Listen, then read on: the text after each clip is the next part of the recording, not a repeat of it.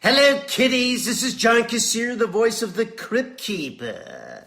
Okay, boils and ghouls, you are listening to the 80s Slasher Librarian. And guess what? I better return that book I borrowed from them. Their late fees are a killer.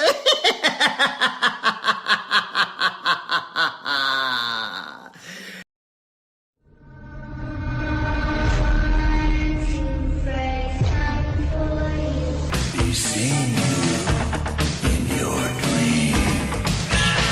When I want you in my arms, when I want you, and all your charms. Whenever I want you, all I have to do is dream, dream, dream, dream.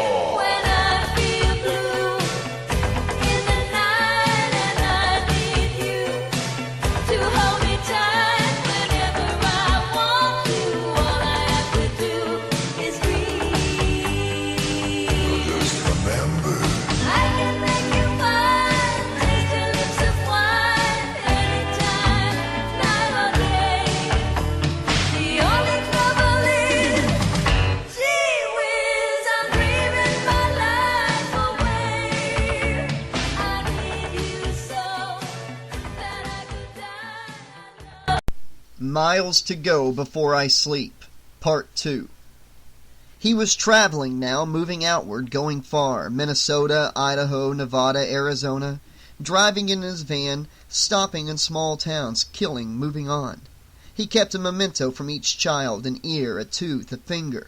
He kept them in the small refrigerator in the back of the van. He would dry them and string them up later. He also kept, in identical boxes in the back of the van, a supply of Barbie dolls and a supply of Tonka trucks. These he used to attract the kids, offering them the toys if they would take a ride with him. So far the Barbie dolls had been working better. He'd taken down more girls than boys. He drove all the way to California, all the way to the coast, where he slipped on the glove and slashed open a blonde teenage surfer, gutting him like a fish and leaving him on the sand. He worked his way backward, Arizona, Nevada, Colorado, Idaho, collecting toes and noses and kneecaps. He returned home happy, using his key to open the door unannounced, and he looked into the living room and saw Barbara on the floor on her back, while a muscular young jock writhed on top of her, kissing her neck. "Finally, a man!" she cried, and her voice was throaty, passionate, a voice he remembered from the past, from before the accident. "Finally, a real man!" Ed dropped the glove, fingers clinking discordantly as they hit the ground. He woke up sweating.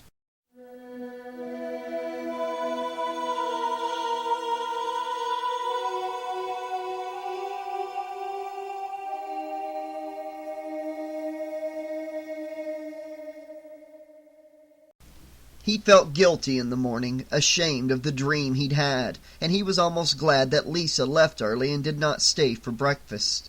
Barbara came out, gave him a kiss, and sat down at the table, as always. But for some reason he could not shake the emotional residue of his dream, and he found himself feeling angry with her, slightly hostile, as though she had betrayed him in real life instead of just in his mind. Again he noticed how attractive she was, how beautiful she looked, and he remembered the intensity of their love-making in the past. Could she really give that up? Stop it, he told himself. You're just being paranoid. But he found it hard to meet her eyes, and the two of them ate breakfast in silence. Before going to school, he hosed down the car to get the dew off the windows, and wiped the front and back windshields with a paper towel. He opened the front door of the car and was about to toss the soggy paper towel on the floor in the back seat, when he saw something that made his heart lurch in his chest. In the back seat, on the seat itself, were two boxes. One was filled with Barbie dolls. The other was filled with Tonka trucks. No, he thought, it's not possible. But it was possible. The boxes were there. They were real. He opened the back door and was about to pick up the Barbie box and take it into the garage when he thought of Barbara. What if she saw the box? How would he explain that? How could he explain that? He thought for a moment, then slammed the back door shut. He got into the car, pulled out of the driveway, and headed down the street towards school. He tried to ignore the boxes, tried not to think of them, tried to pretend that they had nothing to do with his dream. But he saw the brown cardboard and the piled toys each time he looked in the rearview mirror. The Barbie dolls appeared to be smiling at him. The mood at school was different than usual.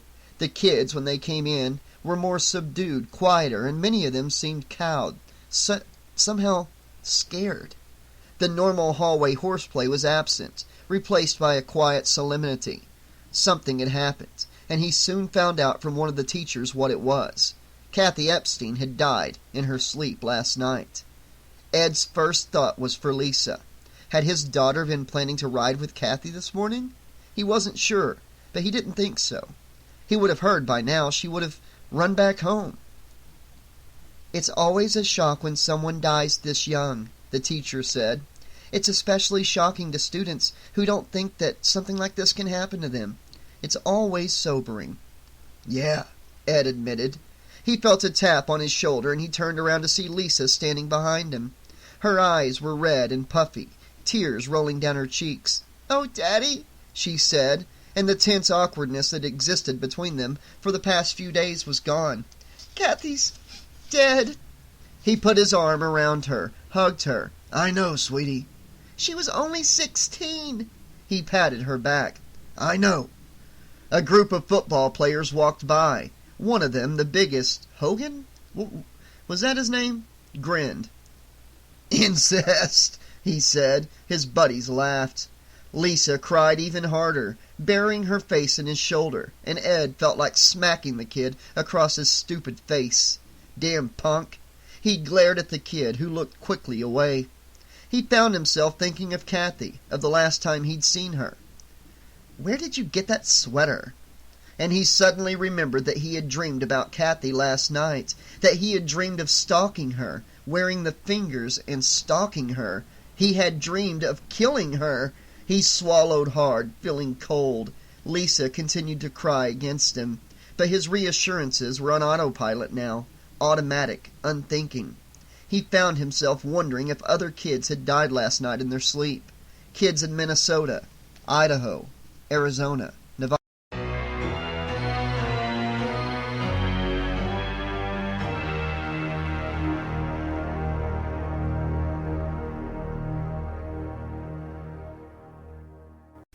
Lisa had not slept well since Kathy's funeral. Her nights had been taken up with snatches of sleep caught between portions of old movies, her days with dozing in the classroom. Her parents had been concerned but understanding. She had simply said that she was too disturbed to sleep, that the TV helped soothe her mind, made her feel better, and they had allowed her some slack. She did not dare tell them the truth. She did not dare tell them that she was afraid to fall asleep, that she was afraid to dream. A month ago, 2 weeks ago even, she would have shared everything with her parents, or at least with her father. She had always been closer to him than to her mother. But something had happened, something had changed, and she now found herself spending more and more time alone. Other people, she noticed, other students at school, had been avoiding her father as well. He had always been one of the more popular staff members, one of the few adults who didn't talk down to students in a condescending manner. But lately he'd been working alone without his usual group of admirers. That worried her a lot. What worried her more was the fact that she'd heard her father talking in his sleep the other night. His voice had sounded different, lower, rougher than normal. It had reminded her of Freddy. She shivered. Several times during the past week she had considered discussing her dreams with her friends, Keith and Elena, as well as several other students. Had looked tired lately, as though they weren't getting enough sleep. But she'd felt too embarrassed, had not known how to bring up the subject. "Lisa?" She looked up from the sidewalk to see Keith's car cruising slowly next to her on the street. She squinted against the sun and waved. "Can we talk to you?" Elena called. Lisa walked over to the car, leaned against the passenger window. "Sure, what?" Elena looked at Keith, then looked back. Her voice when she spoke was hesitant, unsure. "You look kind of tired," she said. Lisa nodded. "I haven't been sleeping much lately." "Who has?" Keith said. Elena licked her lips. I don't know how to say this, she said. It sounds so stupid. Lisa's pulse quickened. Just say it, Elena. Keith and I have talked about this, and, well, we both have been having nightmares. I know that doesn't sound like anything, but, well, we've both been dreaming about the same thing. Freddy, Lisa said. Keith and Elena looked at each other. I told you. Keith nodded. Get in the car, he told Lisa. We have something to show you. Does it have anything to do with this? Get in the car, please.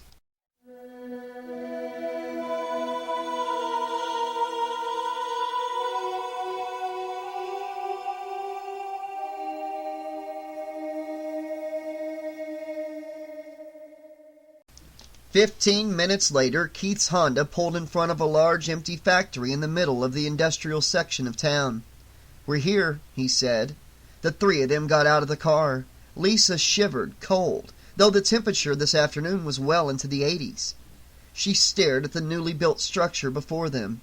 She had never seen the building before, knew nothing about it, but there was something about the place that frightened her, that made her feel dirty and unclean and desperately in need of a bath.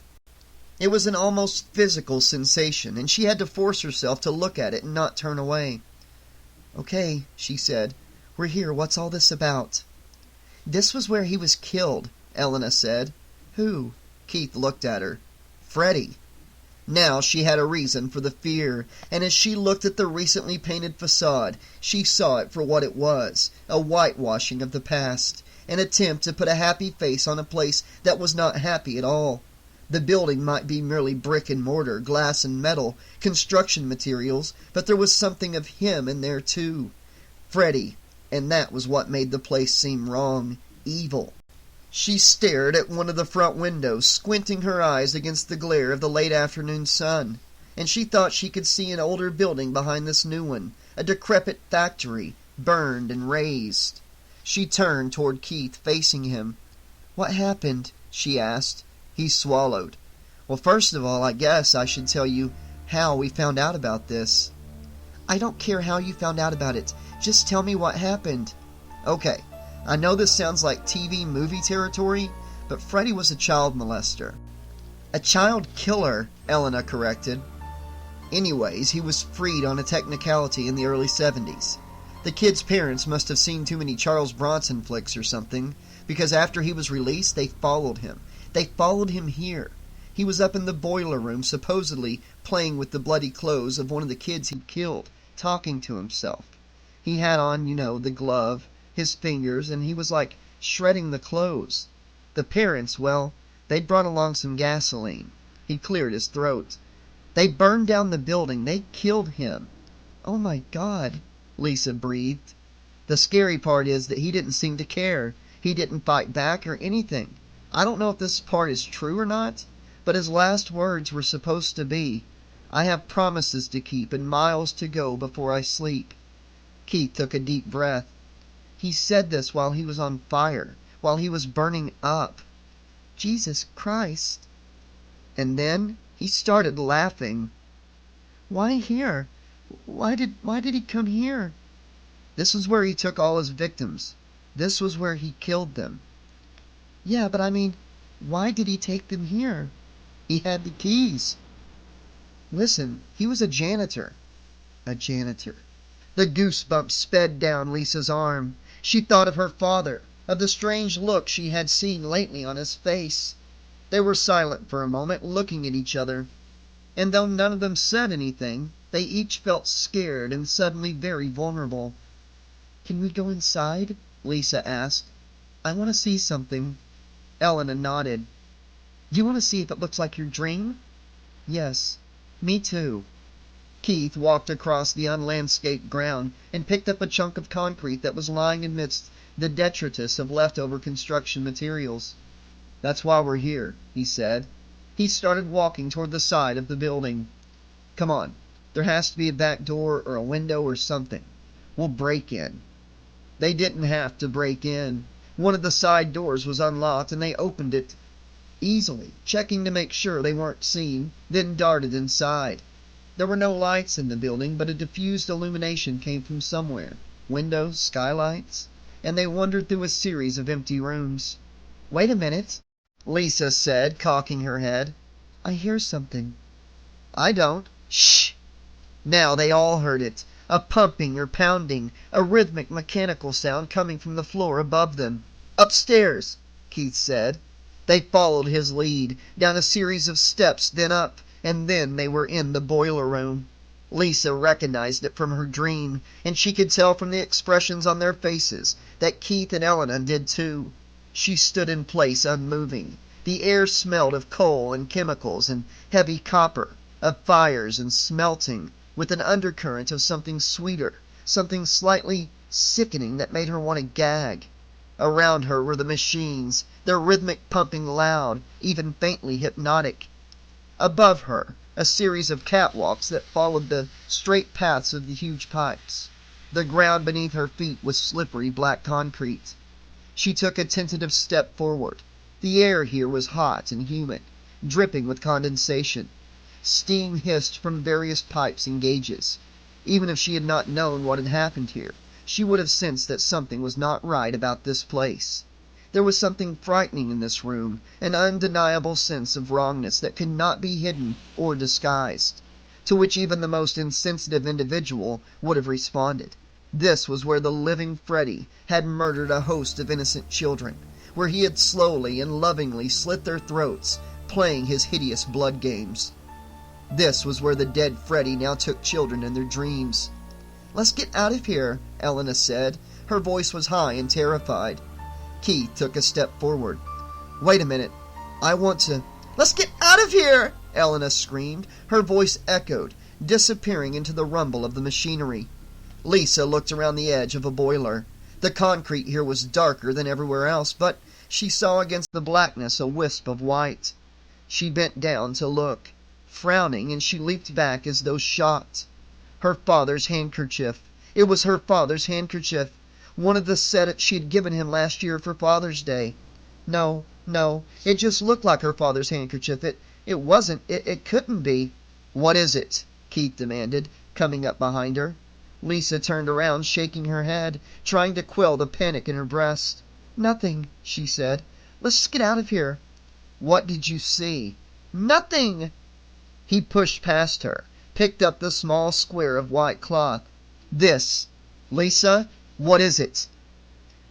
"Don't tell," a part of her brain warned. "You don't know for sure." "It's my father's," she said. "It's my father's handkerchief."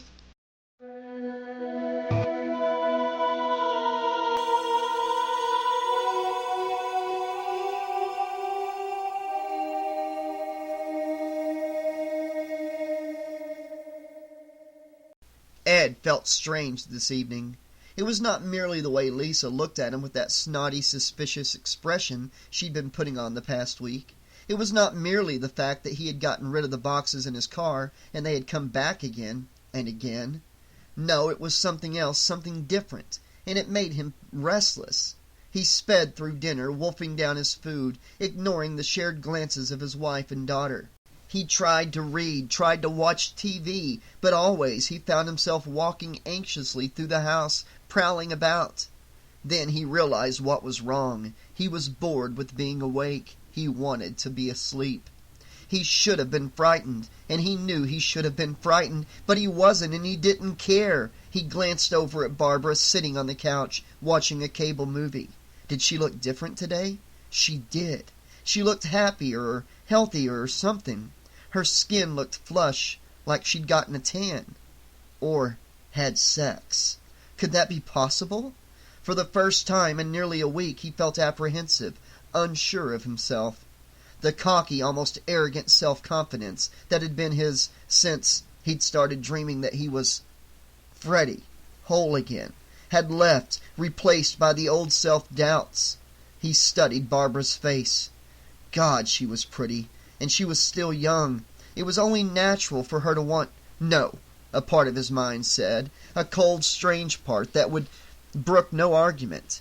It was not natural for her to want anything, and if she even thought about another man, she deserved to— He cut that thought off before it was finished. He still felt restless, ill at ease, but he forced himself to sit down in this chair.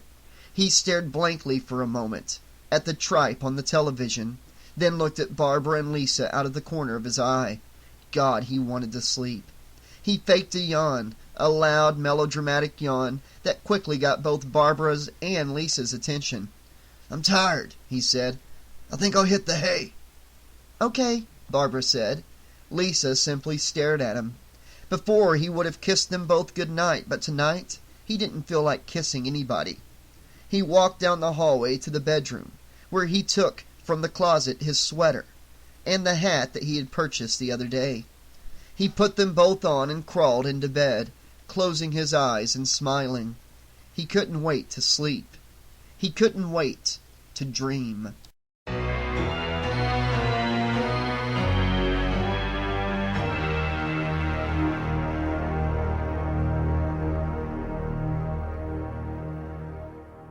The clerk at the hardware store had the face of a trout. It was like something out of Ripley's.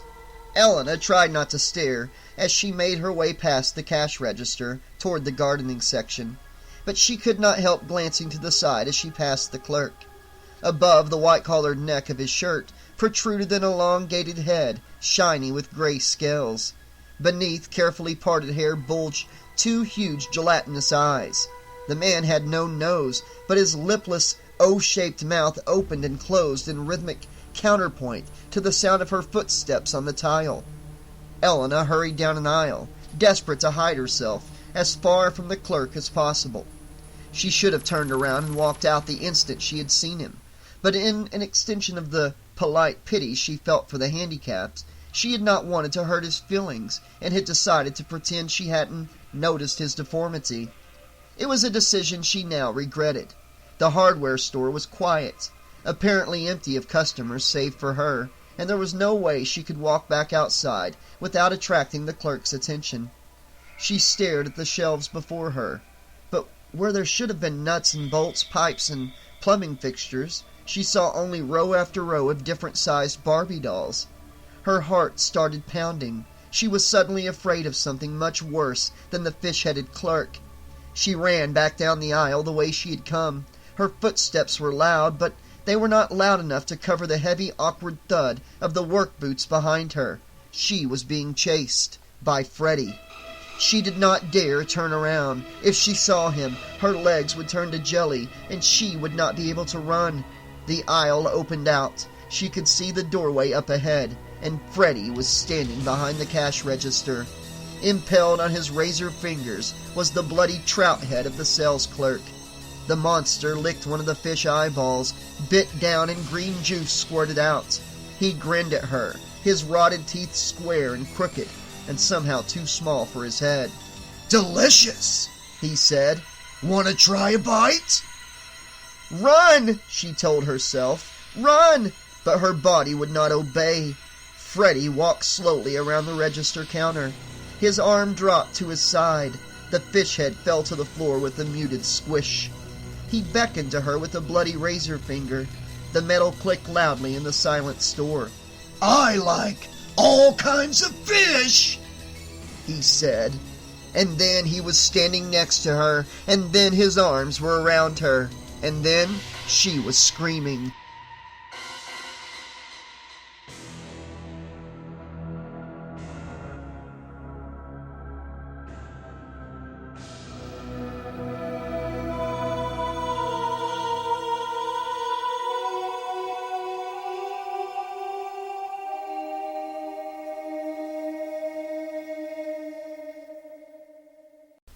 Keith was at a Mexican restaurant with Hogan and his buddies from the football team. That was weird. Ordinarily, Hogan, the most popular and successful jock at school, would not give him the time of day. But now they were seated at the biggest table in the restaurant, talking like old buddies. It must have been the holiday season, for a Christmas tree was prominently displayed in the center of the room. The tree was lit by multicolored lights and decorated with rodent heads and dried beetles. Rodent heads? Beetles? Keith frowned. There was something wrong with that, but he could not quite put his finger on what made it seem out of place. He turned his head to look at the booth behind him, and he saw one man, naked, lying flat on the table, while two seated men used steak knives to carve pieces out of his flesh. "But something's different about him," Hogan was saying.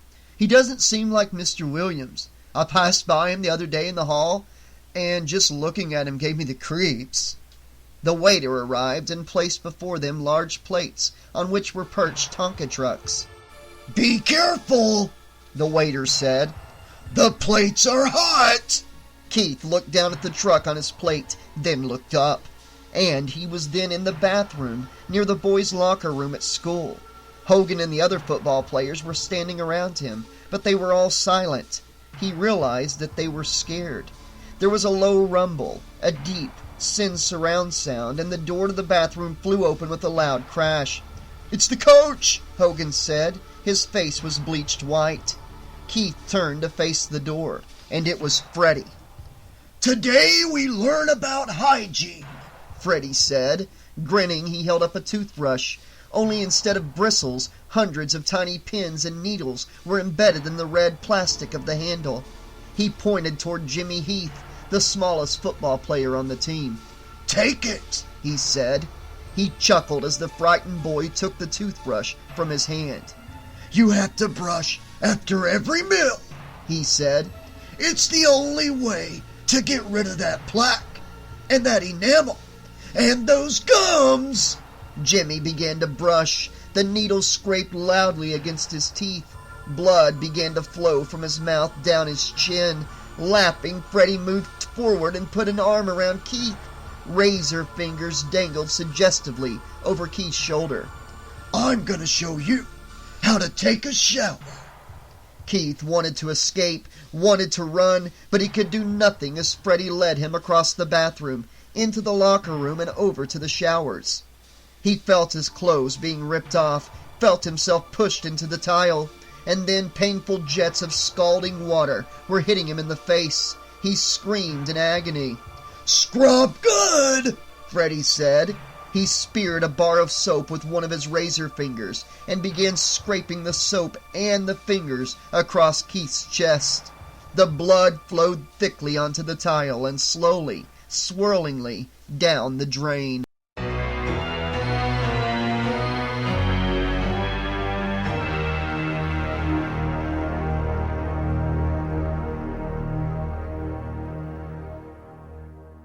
Ed! Louder. Ed! He awoke, jerking and opening his eyes at the sound of the voice. For a brief, baffling second, he wasn't sure where he was. He thought he might still be in the boiler room. Then the fog cleared, and he saw that he was in the maintenance supply office. Mr. Kinney was standing in the doorway. "Haven't been getting enough sleep lately, huh, Ed?" The principal smiled, walking into the office. "Listen, Ed, I'd like to talk to you about..." His voice trailed off, and a look of stern hardness came over his features. "Where'd you get that?" he asked, pointing. Ed looked down at the glove. He was wearing it, and the razor fingers clanked awkwardly as he tried to take it off. It's nothing, he said. "I know what it is," Mr. Kinney responded, "and I want you to give it to me now." His voice was shaking a little. "I don't know if this is a joke or what, but if it is a joke, it's in very bad taste. I don't know what you think you're doing, Ed, but..." He held out his hand. Ed pulled away. It's mine. "Ed?" It's mine. He picked up his hat and put it on. The fingers snapped loudly as he did so. He felt suddenly angry, and he realized with surprise that he hated the principal. "Ed, I don't know what you're..." Shut up, Kinney. He spat the words out. I don't have to listen to you. I don't have to do what you say. I don't work for you anymore, you son of a bitch. What? He pushed past the principal and walked into the hallway. "You're crazy," Mr. Kinney called after him. "I'm calling the district. I'm calling the police." Ed whirled around. You do, and I'll kill you.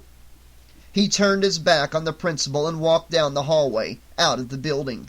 In the open air he felt better, more like his normal self, and he stood dizzily on the steps for a moment, taking a deep breath as he squinted against the sun. He looked down at his hand, at the shiny razors dangling limply there. and he felt stupid, foolish. He took the glove off as he walked across the parking lot. It slipped easily from his hand, and he blinked, unable to remember why a few moments before he had been so angry at the principal, why he had hated the man so much. He opened the door of his car, dropping the razor fingers inside. "You bastard!" Ed turned to see the football star, Logan, Hogan, and a group of fellow jocks storming across the parking lot toward him. They were obviously stirred up, and just as obviously after him. He could see the clenched jaws, the clenched fists. He could both sense and see the rage in their movements. But before he could get in the car and safely lock the doors, the ball players had surrounded him in a rough semicircle. "You murdering bastard!" Hogan said. The jocks crowded closer. Ed feigned puzzlement. "What?" "I know what you did. I saw you in my nightmare." "Me too!" another boy shouted. "Me too!" "Listen," Ed said, backing against the car. "I don't know what you're talking about." "You killed Kathy, and you killed Keith, and you killed Elena." Hogan pushed him. "Now we're going to make sure you can't hurt anyone else." "Do you hear what you're saying? Do you realize how crazy that is?" He looked at them wide-eyed. Part of him believed his protest meant every word he said, but somewhere in his mind he also remembered Hogan from his dream the night before. He recalled Keith and Elena. He recalled Hogan's little friend and the pincushion toothbrush. Ed glanced quickly toward the smallest boy in the gang. He saw the bandages around the kid's strangely swollen mouth. "You don't," he began. They fell upon him, the entire team. He could only raise his arm to ward off the blows, and then he was down, able to see only red fists and redder faces, and dirty, white, kicking sneakers. Fighting against the tide, he forced himself to rise, and with a supreme effort, he opened the car door and grabbed the glove. The punching stopped. "I'll kill you," Ed said. His voice was quiet and low and did not sound like his normal voice. The kids looked at him with fear, and he felt good, strong, powerful. He put on the glove, fanned the fingers at them. He grinned. "Remember these boys?" The jocks, so brave a moment ago, looked at him, looked at each other, and took off running. He laughed as he watched them flee. He was still laughing as he got in the car and pulled out of the parking lot.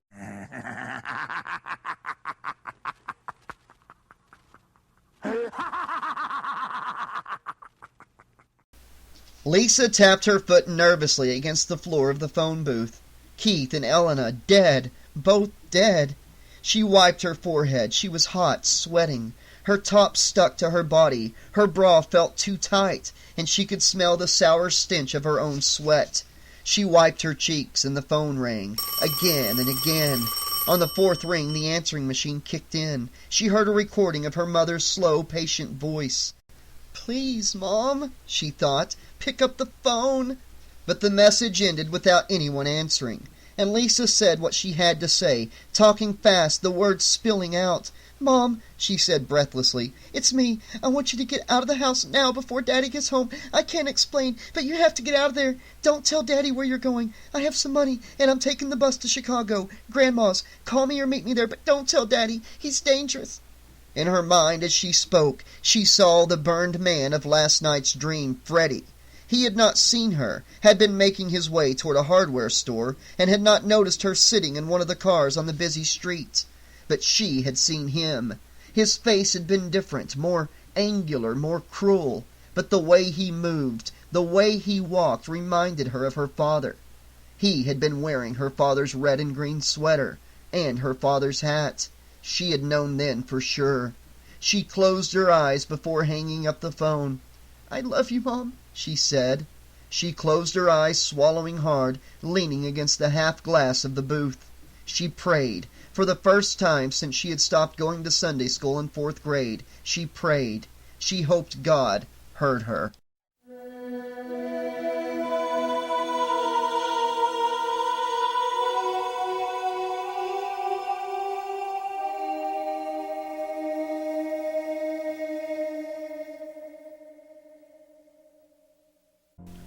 Home was only a 5-minute drive from school, but it took Ed nearly an hour to make the trip. He kept turning off on side streets, wanting to get away, wanting to stop himself from hurting Barbara. But why would he hurt Barbara? Because she was an unfaithful, lying slut. But he loved her. But she didn't love him. Once, he nearly drove into the lane of an oncoming truck, and for a brief flash of a second he felt good, felt as though he had made the right decision. Then reason reasserted itself, and he swerved out of the way, ignoring the honks and screams coming from the other cars around him. Finally he grew tired, though. Finally he arrived home. He shut off the car, took the key from the ignition, and sat there for a moment, staring at the empty face of the garage door. He looked down at the seat next to him. He saw the glove. He saw the hat. Slowly he put them on. He got out of the car. He killed Barbara while she slept. She was lying in bed, taking an afternoon nap, smiling as she dozed, dreaming no doubt of some meaty young stud, and he pulled the glove tight, and with a rattle of razor fingers slashed across the thin soft flesh of her stomach, the skin parting cleanly and absurdly easily, red blood welling from the evenly spaced slashes and streaming over her body onto the bed. She tried to scream, opening her eyes and mouth in shock terrorized tandem, but he cut off her face, and then the blood was everywhere. He backed out, closed the bedroom door, then walked calmly into the kitchen, where he washed off his razor fingers in the sink, the red blood turning pink as it dissipated in the water. He took a bottle of sleeping pills from the medicine cabinet next to the spice rack and put it in his pocket for later. Returning to the bedroom, he withdrew his battered hat and his red and green sweater from the closet. He put them both on, then again pulled on his glove. He saw the red light flashing on the answering machine, and with one pointed razor tip punched the message play button. He heard the frightened voice of his daughter, and he couldn't help chuckling. The sound so damn scared. But he was wasting time. They would be after him soon, searching for him. He knew that. It always happened that way. He walked outside and got into the car. In the back seat, right where they were supposed to be, were the two boxes, the Barbies and the Tonka trucks. That made him feel good. He liked to be prepared. Now all he needed to do was get out of here, find a place to lie low. He smiled to himself as he thought of the football team, and the boiler room, and Mr. Kinney. He would have his fun. He would get them all. But that would come later. First would come Chicago, and Lisa, and maybe some children. He started the car and backed out of the driveway. For I have promises to keep, he thought, and miles to go before I sleep. Yes, miles to go before I sleep. He caught up with the Greyhound an hour out of town. He followed it, grinning to himself, tapping his fingers against the steering wheel, all the way to the Windy City.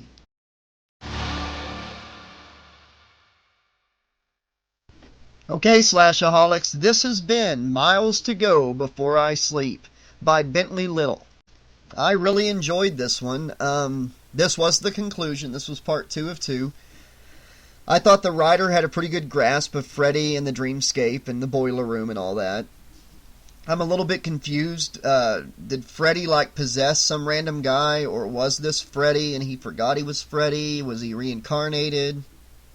I don't fully understand that part, but he did make a comment there towards the end saying they come looking for him. They always did. So maybe this is his way of staying alive. I don't know. Either way, even though I don't fully understand the story when it comes to that part, I did enjoy this one. It was a little unsettling with all the talk of killing small children. But hey, that's what Freddy did. He killed teenagers in the movies, but the whole reason he was burned alive was for killing small children. And that's what Freddy did. And the author, the author did not shy away from that like some of the movies did. But, yeah, so you guys heard my opinion on the first part of this book. And my opinion on the second was, like I said, I enjoyed it. I think that it ended a little prematurely. It felt like the ending was left ambiguous on purpose for us to use our imagination as to what happened next. I would have liked some closure. I think I would have liked to see Lisa take on Freddy or Ed, whatever, and beat him. You know, I think that would have been cool to see her find some way to beat him, like the movies, and then at the very end she has a dream, and something happens in the dream to let her know that he's not completely defeated. And that would have been a cool way to end the story ambiguously.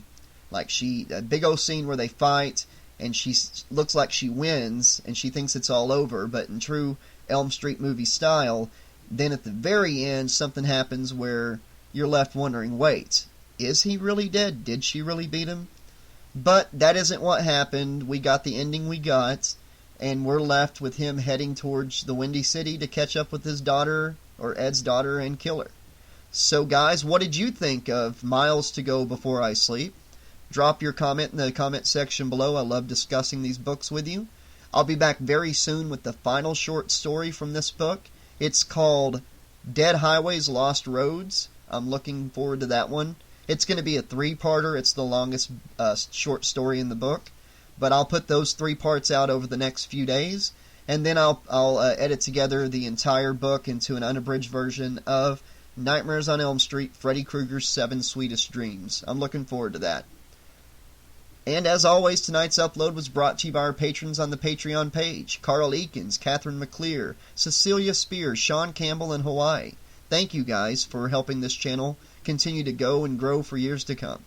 And if you're listening right now and you would like to help the channel out for as low as $2 to $5 per month, click on the Patreon link in the description below. You'll get some great rewards depending on the tier you select, and every single tier comes with early access to some great slasher audiobook content.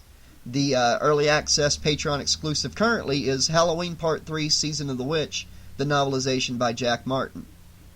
Alright guys, until next time, this has been your friendly neighborhood 80s slasher librarian saying, thanks for listening, and Pleasant dreams!